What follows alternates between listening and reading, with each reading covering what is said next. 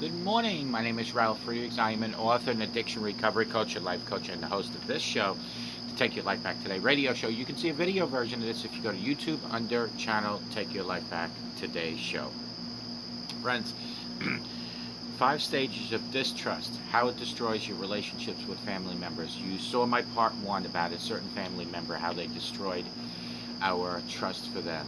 I have had it with a certain family member, and their lies, their nastiness, and their complete disregard for us and others. By nature, I am a pretty trustworthy person, or trusting person, I should say. This is part 2 from a previous episode about being taken advantage by this same family member. Listen, under normal circumstances, I tend to extend trust to others, expecting they will return trust in kind.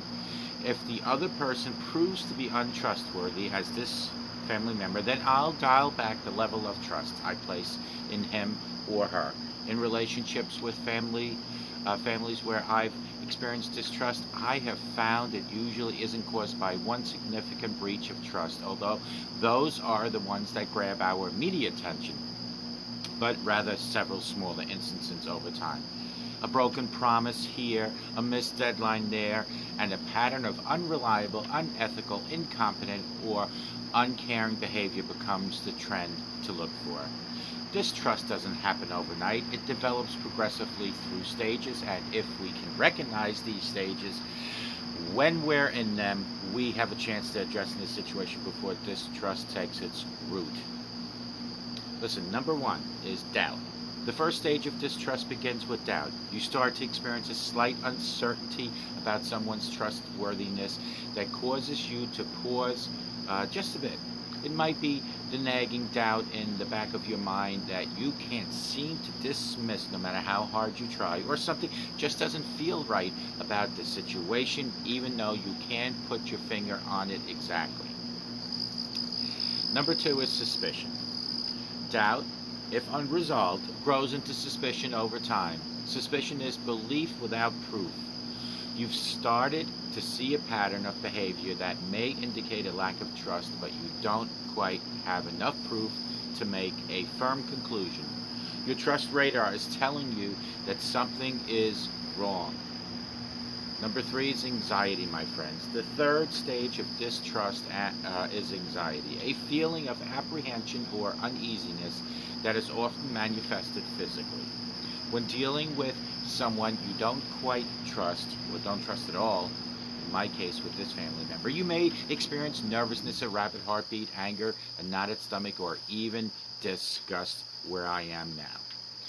Fear is number 4. At this point in a relationship, distrust has risen to a point where you are afraid to show vulnerability. You have experienced repeated breaches of trust and have grown to distrust another person to the point you are afraid of your emotional well-being. Don't let that happen to you because of individuals, please. Number 5 is self-protection. As a result of fear you've moved into a state of self-protection. You put up walls in your relationship, prevent the other person of getting close to you. This act of self-preservation reduces your vulnerability, but also cements the state of distrust in the relationship. Trust is the cord that holds people together in family relationships, and when it is severed, like this person has now finally done to us, this family member, disconnection happens. When you can no longer be vulnerable with the others, you begin to experience different things in your relationship.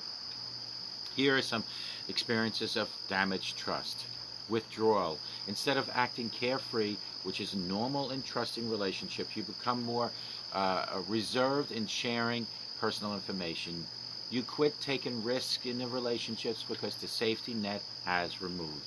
Loneliness or feeling dead or frozen inside is a common feeling.